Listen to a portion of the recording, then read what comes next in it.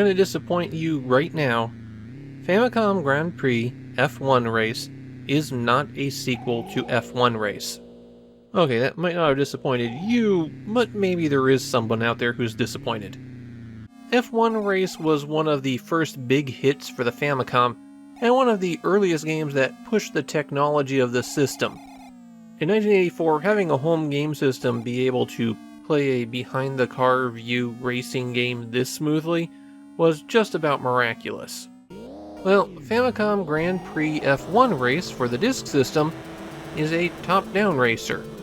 A completely different experience from that original F1 race. Famicom Grand Prix F1 Race is the third game in Nintendo's Fax Competition series. When these games were released, you were able to record how you did to the disc, and then take your disc to a store kiosk where the results would be faxed to Nintendo. In this case, the players with the best track times would be able to win a copy of Super Mario Bros. For the Game & Watch. That would be Nintendo's LCD handhelds. The Game & Watches were major successes, of course, in the early 80s, but by the end of 1987 the line was pretty much dead. In fact, this was the only way to get the Japanese version of the Super Mario Bros. Game & Watch. In the US it had a retail release, but in Japan, the 10,000 copies distributed as prizes are the only ones that exist. Of course, to win those prizes, you have to play Famicom Grand Prix F1 Race. And how do you do that? Well, first, you have to buy a car.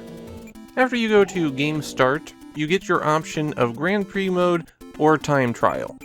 Time Trial is just a single race, while Grand Prix is more of a career mode. If you select that and pick a new game, then you start out with $500,000. You have to use that money to purchase a car to race with. There are 24 cars to choose from, but the most expensive car that you can afford at the start costs $300,000. The most expensive car that will eventually become available costs $50 million. So if you want the best vehicle, you're going to be grinding for a long time. Cars are rated on 4 different aspects. The engine size, which determines top speed and tells you if they have a turbo boost, fuel efficiency, durability, and tire durability, as well as if they're wet or dry tires. Some of the cars are strictly better than others. You are going to have to pit in the middle of a race, so tire durability isn't as helpful as it might seem. And the same thing goes for the body and fuel efficiency. Top speed is going to be overwhelmingly the deciding factor in how well you place and how much money you're earning toward buying your next car.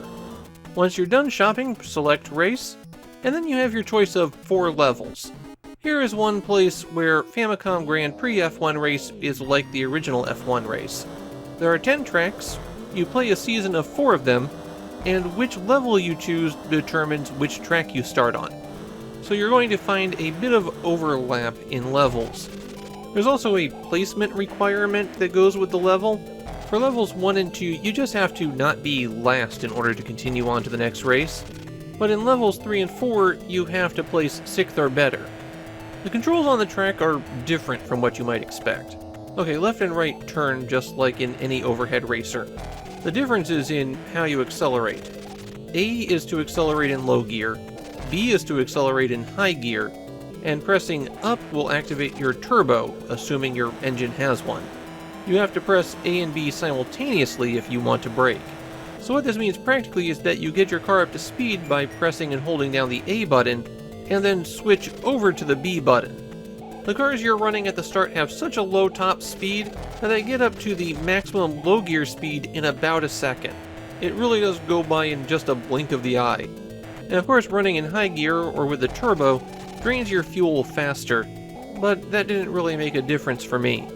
Races are 4 laps long, and you're almost definitely going to have to pit after the 2nd or 3rd lap. The primary reason for that is the tires. Those wear down constantly as you drive, and a bit faster if you go off the track. When they get down toward the end of the bar, your handling becomes a lot sloppier, and when it's gone, you're basically drifting around every corner. It's actually something that you can get used to and take advantage of, but for any kind of sharp turn, you're probably going to want to have some tires left. When you pit, all three of your bars, body, tires, and fuel get refilled, and if you mash the A button while you're in the pit stop, you can pull out a little bit faster. Any collision with another vehicle will spin you out, but it's less of a penalty than it might seem. A wrecked vehicle leaves an oil slick behind, which has the same effect. If you wreck or run out of fuel, then it's game over and you're back to the shop menu. Complete the race and you'll get some prize money based on your position. As you start out, this is going to be a very small amount of money, probably around 50,000. And when you consider that the next tier of vehicles costs $1 million, and you really need to go up 2 tiers before you properly start winning races, this is a game with a long grind. You'll also note at the end of the race that your driver is Mario, as is your pit crew, which I guess means that Famicom Grand Prix F1 Race is the first Mario racing game. I don't think we can stretch it far enough to say that this is the first Mario Kart game, but feel free to use that trivia to win some bar bets. And that's the cycle of the game. If you manage to complete all 4 races in a level, well, good for you, I guess. There's no additional reward there. You just have the grind to get better cars, and then running the same tracks. In the time trial mode, you can have up to 4 players compete for the best time, though every player has to wait their turn. There's 6 courses that are available here, and they're not all of the same courses from the Grand Prix mode. Famicom Grand Prix F1 Race got a sequel. In fact, it was already in development when this game was released.